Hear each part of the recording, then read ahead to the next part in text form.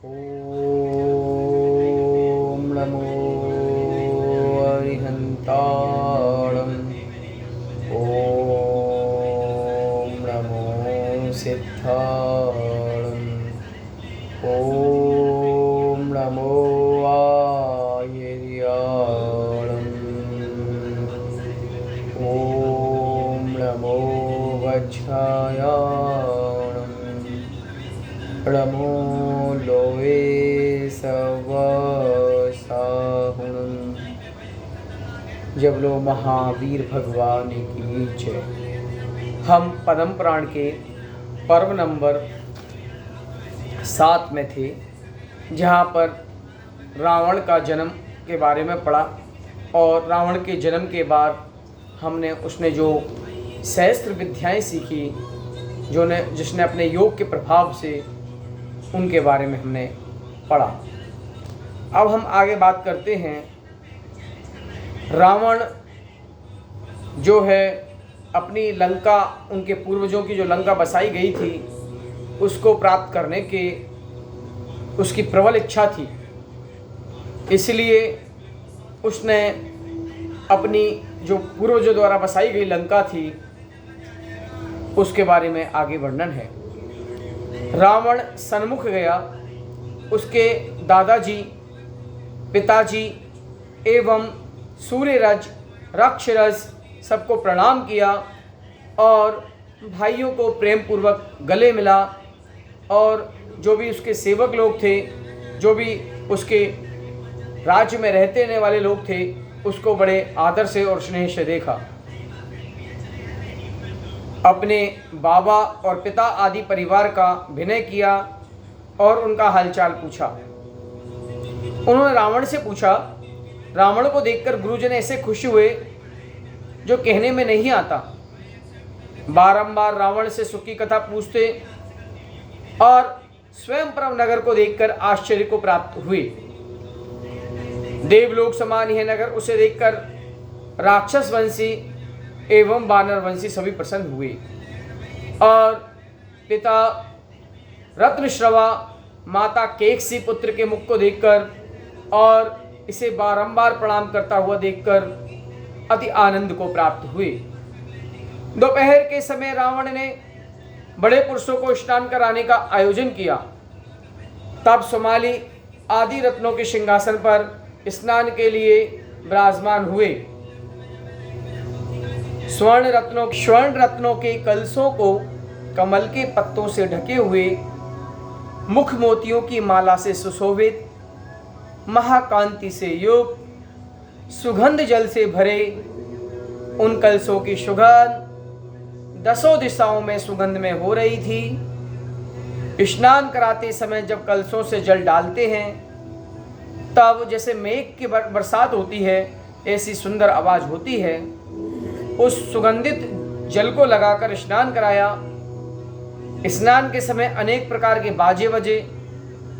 उसके बाद वस्त्र आभूषण पहनाए गए और रानियों ने अनेक प्रकार के शुभ मंगल गीत का उच्चारण किया।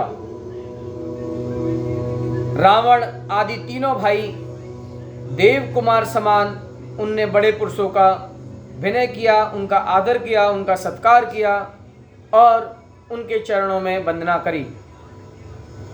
तब जो उनके रावण के कुटुंबी जन थे, जो बड़े लोग थे, उन्होंने उनको आशीर्वाद दिया और कहा, हे पुत्रों, तुम बहुत काल तक जिए और इस भोग वसुंधरा की संपदा को भोगें। जो विद्याएं आपने सिद्ध की हैं, वो किसी और में नहीं हैं।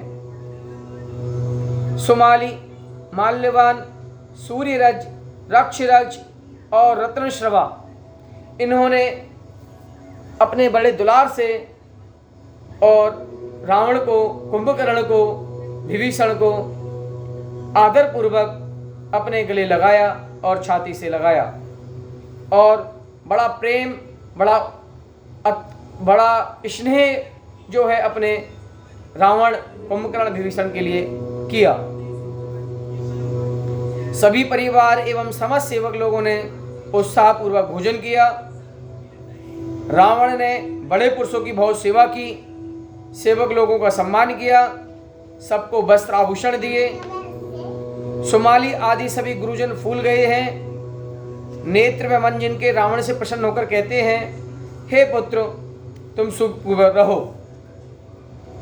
तब रावण ने नमस्कार कर कहा, हे प्रभु, हम आपके आशीर्वाद से कुशल हैं, अच्छे हैं। उसके बाद माली की बात चलने लगी। तब सुमाली को माली की जैसी बात चली तो अपने पिता के गम में, अपने भाई के गम में वह मूर्छित हो गया और बेहोश होकर गिर गया। तब रावण ने उसके पास जो विद्याएं थी शीत उपचार से उनकी मूर्छा को दूर कर दिया और कहा, मैं समस्त शत्रुओं के समूह को मारूंगा। ऐसे वचनों से दादा को प्रसन्न किया और सुमाली रावण को देखकर अति आनंद को प्राप्त हुए। हे पुत्र, तुम्हारे महापराक्रम को देख देवता भी प्रसन्न होते हैं। तुम्हारी कांति सूर्य को जीतने वाली है। तुम्हारी गंभीरता में समुद्र भी शर्माता है और राक्षस कुल के तुम एक तरह से तिलक हो, एक तरह से तुम मुकुट हो, एक तरह से तुम उसकी मुख्य छवि हो। जैसे कहा गया है, इस जम्बूद्वीप का आभूषण, इस जम्बूद्वीप का मुख्य स्थल, इस जम्बूद्वीप का सुमेरु पर्वत है, उसी प्रकार तुम हमारे इस राक्षस कुल के दीपक हो, हमारे इस राक्षस कुल के आशीर्वाद हो, इस राक्षस कुल के सुमेरु पर्वत हो। महा आश्चर्य को करने वाली तुम्हारी चेष्टा है, सब मित्रों को आनंद उत्पन्न कराती है। अपने वंश में मेघ, वाहन आदि बड़े बड़े राजा हुए हैं। वे लंकापुरी का राज्य कर पुत्रों को राज देकर मुनि बन गए और मोक्ष को चले गए हैं। अब हमारे पुण्य के योग से तुम्हारा जन्म हुआ है। सभी राक्षसों के कष्ट को दूर करने वाला, शत्रुओं को जीतने वाला तुम महासासी, हम एक मुख से तुम्हारी प्रशंसा कहां तक करें। तुम्हारे गुण तो देव भी कहने में समर्थ नहीं हो सकते। ये राक्षस वंशी विद्याधर सब जीने की आशा छोड़कर बैठे हैं, सबकी आशा बधी है। तुम महाधीर प्रकट हुए। एक दिन हम कैलाश पर्वत पर गए थे। वह अवधि ज्ञानी मुनि से पूछा कि हे प्रभु, लंका में हमारा प्रवेश होगा कि नहीं। तब मुनि ने कहा, तुम्हारे एक पुत्र का पुत्र अर्थात तुम्हारा पोता होगा। उसके प्रभाव से, उसके पराक्रम से, उसके शौर्य से, उसके प्रभुत्व से आपको लंका विजय होकर आप लंका में प्रवेश करेंगे। वह पुरुषों में महान होगा, पुरुषों में उत्तम होगा। तुम्हारा जो पुत्र है रतनश्रवा है और राजा व्योमवती की पुत्री केकसी से विवाह होगा, अर्थात आपकी बेटे की बहू केकसी होगी, जो कि आपका समधी व्योमबिंदु होगा। और उसके उन दोनों के एक बेटा होगा जिसका नाम रावण होगा और उनके 2 और भाई होंगे। जो रावण होगा भरत क्षेत्र के 3 खंडों का अधिपति होगा, 3 खंडों का राजा होगा। वह बलवान होगा, पराक्रमी होगा, शौर्य होगा, सूर्य को लज्जा करने वाला होगा, समुद्र से भी ज़्यादा गहराई रखने वाला, गंभीर होगा, स्थिर होगा पर्वतों के समान और बड़ा नेतृत्व करने पराक्रमी योद्धा वीर पुरुष होगा और विनयवान होगा, सबका सत्कार करने वाला होगा, अपने छोटों जनों का स्नेह करने वाला होगा, बड़ों का सत्कार आदर विनय करने वाला। ऐसा आपका पुत्र का पुत्र अर्थात आपका पोता रावण होगा, जिसकी सुगंधता, उसकी कीर्ति, उसका यश गुणगान चारों दिशाओं में फैलेगा और जितने भी उनके शत्रु हैं उन शत्रुओं का नाश करेगा और अपने शत्रुओं से पीछा छुड़वाएगा। आपके इस कुल का वह दीपक बनेगा, इस कुल का दीपक होगा, तिलक होगा। जैसे आपका रूप इस जगत में और कोई नहीं है और आपका रूप अपना नेत्र और मन को हरता है, इत्यादि शुभ वचनों से सुमाली ने रावण की स्तुति की। इतनी बात सुनने के बाद रावण ने हाथ जोड़कर नमस्कार सुमाली से कहा, हे दादा, हे प्रभु, ये सब आपकी आशीर्वाद की ही देन है। ऐसा कहकर अपने ध्यान में 5 परमेष्ठी अरिहंत, सिद्ध, आचार्य, उपाध्याय और लोक के समस्त साधुओं का चिंतन करने लगा और मन में सिद्ध परमेष्टि का स्मरण किया, नमोकार मंत्र का जाप किया और सभी कार्य सिद्ध होते हैं। आगे गौतम स्वामी राजा श्रेणिक से कहते हैं, हे श्रेणिक, रावण के प्रभाव से सभी परिवार एवं सर्व राक्षस वंशी वानर वंशी अपने स्थान पर आए, शत्रुओं को भय नहीं किया। इस प्रकार पूर्व भव के पुण्य से लक्ष्मी को प्राप्त होता है। इस पृथ्वी पर बड़ी आयु तेज का कारण नहीं है। जैसे एक छोटी सी चिंगारी, एक छोटी सी माचिस की तिली पूरे भयानक बड़े अपने से लाख अनंत गुने विशाल जंगल को राख में बदल देती है, उसी प्रकार एक सिंह का छोटा बच्चा भी अगर अपनी ताकत को प्रकट करे तो हम हाथी के जो कुंभ स्थल होता है, हाथी का जो पीठ होता है, उसमें खून खून कर देता है। जैसे चंद्रमा के निकलने से कमल के फूल स्वतः ही खुल जाते हैं, स्वतः ही प्रफुल्लित हो जाते हैं, और जैसे ही सूर्य रात्रि में अंधकार होता है तो वो छुप जाते हैं। जिस प्रकार कितना भी भयंकर अंधेरा हो, जैसे ही हम दीपक जलाते हैं तो वह अंधकार उजाले में परिवर्तित हो जाता है। इस प्रकार हमने महाराज जो थे रत्नश्रव, उनका बेटा रावण, उसके बारे में, उनके जन्म, उनके विद्याओं के बारे में पढ़ा। विद्याओं के डगाने के लिए देव अनेक प्रकार के प्रयास किए, लेकिन रावण ने अपनी विद्याएं और अपना प्रयास नहीं व्यर्थ किया। इस प्रकार 7वां भव इस महाग्रंथ का पूर्ण हुआ। अब हम 8वें पर्व की ओर बढ़ते हैं।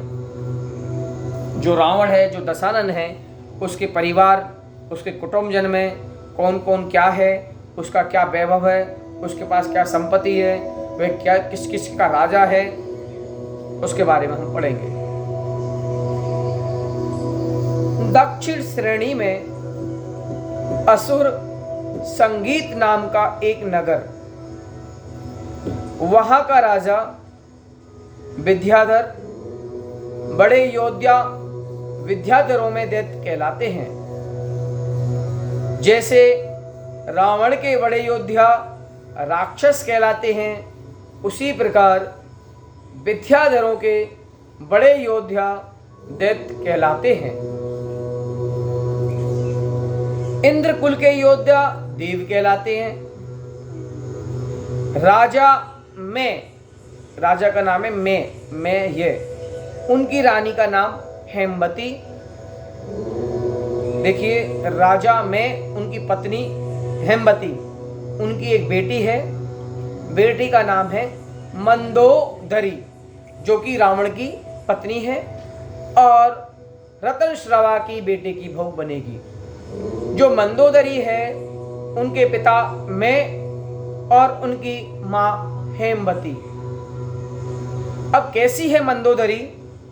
सभी अंग सुंदर हैं, बड़े बड़े नेत्र हैं और सुंदरता से भरी हुई है। नवयौवन पूरी तरह दिख रहा है। जैसे ही पिता इन सब चीजों को गौर करते हैं तो पिता को चिंता होती है कि हमारी पुत्री नवयौवन को प्राप्त हो रही है, हमें इसका विवाह करना चाहिए। तब अपनी पत्नी से पूछता है, हे प्राण प्रिय, हे हेमवती, हमारी जो बेटी है मंदोदरी, वो यौवन अवस्था को प्राप्त हो गई है और हमें इसकी बड़ी चिंता हो रही है, इसलिए हमें इसका विवाह कराना है। तो हम इसका विवाह एक योग वर के साथ करें और जिससे ये अपना जीवन यापन कर सके। तो इस बात की आपस में दोनों राजा हेम और हेमवती उस बेटी के विवाह की बात करने लगे। इसलिए तुम कहो, इस मंदोदरी का विवाह किसके साथ कराएं? गुण में उत्तम हो, कुल में बड़ा हो, कांतिवान हो और इसके समान कोई भी राजकुमार दूसरा ना हो, उसको हम अपनी पुत्री का विवाह अपनी पुत्री का पाणी ग्रहण करते हैं। तब रानी हेमवती ने कहा, हे पतिदेव, हम पुत्री को जन्म देने में एवं लालन पालन करने में समर्थ तो हैं, लेकिन विवाह का कार्य आप ही संभालें। जहाँ आपका मन प्रसन्न हो, जहाँ आपको उचित लगे, वो जो भी उत्तम कुल का हो, आप उसको हमारी बेटी का विवाह कराएं। क्योंकि उत्तम कुल की बालिका हो, पति की आज्ञानुकारिणी होती है। जब रानी ने यह कहा, तब राजा मैंने मंत्रियों से पूछा। तब किसी ने इंद्र को बताया कि सब विद्याधरों का राजा है। तब राजा मैंने कहा, मेरी तो रुचि यह है कि यह कन्या रावण को देनी चाहिए, क्योंकि उसको थोड़े ही दिनों में सब विद्याएं सिद्ध हुई हैं। इसलिए ये कोई बड़े पुरुष हैं, जगत को आश्चर्य का कारण है। तब राजा के वचन को मारीच आदि सब मंत्रियों ने प्रणाम किया।